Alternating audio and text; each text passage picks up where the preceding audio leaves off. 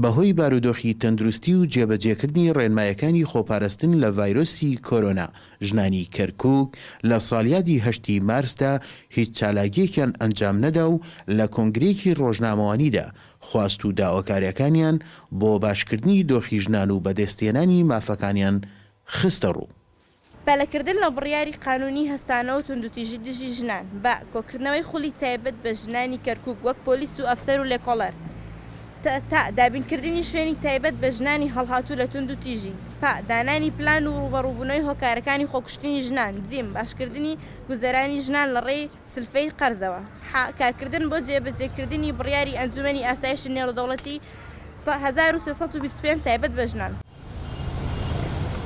بەپێی ئامەرێکی سەنتەری لێکۆڵینەوەی توندوتیژی لە عێراق، شاری کەرکووک ساڵی ڕابردوو بەراورد بە پارێزگاکانی دیکەی عێراق ڕێژەی خۆکوشتن تێدا بە ڕێژێکی بەرچاو زیادی کردووە.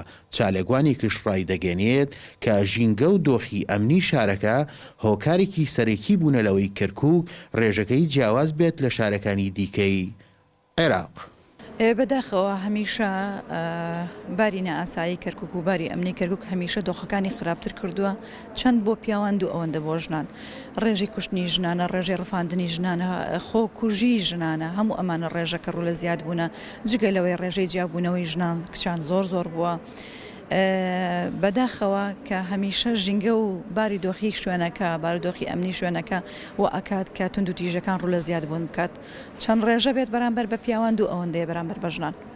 بەڕێوەبەری ڕێکخراوی هیوالخی کەرکووکیش ڕای دەگەێنێت کە لە ساڵی 2019دا زیاتر لە 1900 حاڵەتی توندوتیژیان تۆمار کردووە.